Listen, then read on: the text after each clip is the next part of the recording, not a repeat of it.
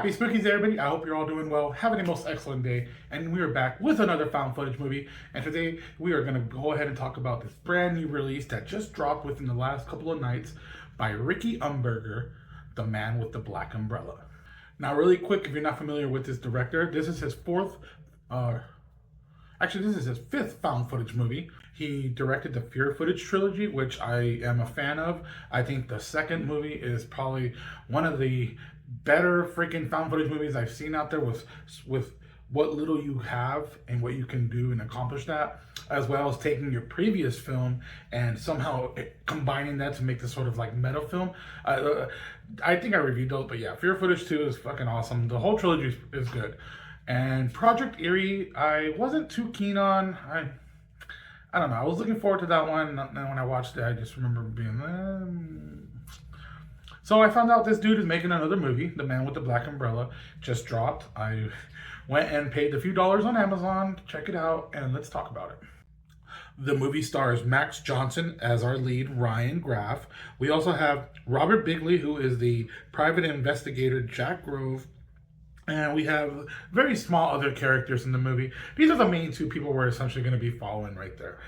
Now, what the movie is simply about is back in 2015, I don't remember the date, it says like January or something, there was a incident involving a murder at this house where this guy on the video camera, it shows a guy with a black umbrella showing up with a knife in one hand, and you hear like violent screams of that sort. And this family that got murdered happens to be relative to our main actor. Unfortunately, his sister was one of the few people that were murdered in this house, and he is sort of like unhappy with the results because there's unsolved, and as you should be if you have, you know, an unsolved murder, you should fucking be up in arms. So he takes it upon himself to, I believe, hire a private investigator, Jack, and then to go around and try to figure out what happened. And of course, you know, creepy shit ensues. I'll go ahead and talk about the likes and dislikes, and then maybe if I do get into any spoilers, they will be near the end, and I'll be sure to let you know. One thing I really enjoyed about this movie is the lore on the villain character, if you will, the guy with the black umbrella. I really enjoyed once we started getting into that. That was really interesting. I also really enjoyed... I'm trying to think of what else I really liked, because this movie, we'll get to that. I thought the main actor was fine. I think he did a decent job. There was definitely one scene where I recall being like, oh, that's creepy. That's genuinely creepy right there. There was a jump scare that did get me as well, so I was like, okay, well, if you can get me on a jump scare, to be honest, I'm a little baby. So yeah, I really enjoyed the lore on the Man with the Black Umbrella. He does have a name. I will not say it now, just, I don't know, I feel like that's just a minor spoiler, but just in case. I thought the acting was fine. The main actor was fine. The other guy was less than fine, but whatever. And honestly, that's that's all I really enjoyed about this movie. I thought it's your typical movie where nothing really happens a lot until the very end. And unfortunately, the things I didn't like was how the story I felt like the story could have been a lot more effective if they would have went in a different route, I suppose, if you will, with what they went with, or just at least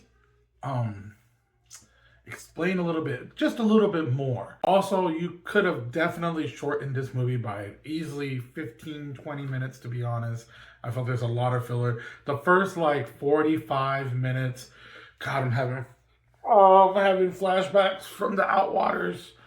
The first like 40 minutes or so, nothing really happens. Again, you're just going around with these two dudes and they're just doing their little investigative work. I don't know. There was just nothing very intriguing about these characters that kept me really involved in the movie, if you will. Like, I don't know, the story just felt very weak up until they started mentioning, you know, what this man with the black umbrella, what or who he is and stuff like that, which does take a while to get to. It feels like forever, to be honest.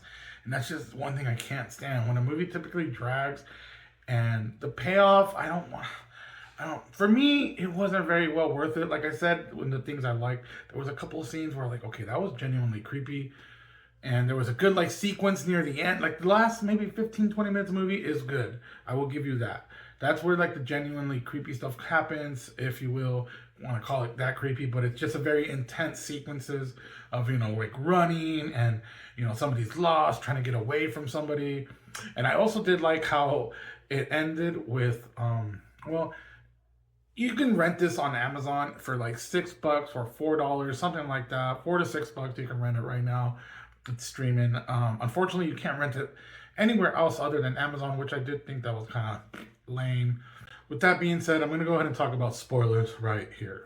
From what I gathered from the movie, this is a sort of like entity or something like that, and he's been around for some time, and they call him Mr. Morning. And I don't know. It felt like they just needed to be a little bit more. Like that's all essentially we're kind of given. Just that, like, and maybe another few pieces of information that I'll let you, see for yourself and you decipher everything. He did look really creepy in my opinion. There was a part where, like two parts where if you pause it, you can like see his face, and I was very curious. So like, pause that motherfucker, and yeah, his face mask, whatever, that shit looked creepy. He's got like this sort of like Jeepers Creepers thing going on, where it's like every 13 years this motherfucker can come out or something like that. So it just wasn't explainable. They started to like what they presented was really interesting, but I just felt it could have been explained a little bit more, just a little bit elaborate a little bit more on the mythology of Mr. Morning. That's all. The movie felt way too long, especially for just the payoff that we get. Like I said, there's a very cool sequence at the end, and like when he's at a funeral home and stuff like that, that was really cool. The ending in particular, I don't want to spoil the exact ending, but he essentially, well, fuck it, I guess. I like that he eventually gets pinned for like all these murders. It's just wild to me. I guess because there's like a sort of curse on him or something. Like they briefly mentioned that, somebody gets cursed, and that's why he's like hearing voices, and he's hearing this Mr. Umbrella dude. But yeah. Anyways, I would rate this like solid 2.5 out of 5, to be honest. There were a couple scenes that I thought were genuinely creepy. Good sequence at the end. It's just a lot of too long to get there. Not interesting enough until we get to the Mr. Morning stuff, and then you just tease us with a little bit of mythology. Come on, Ricky. Fear Footage 2, baby. That was so good. Happy spookies.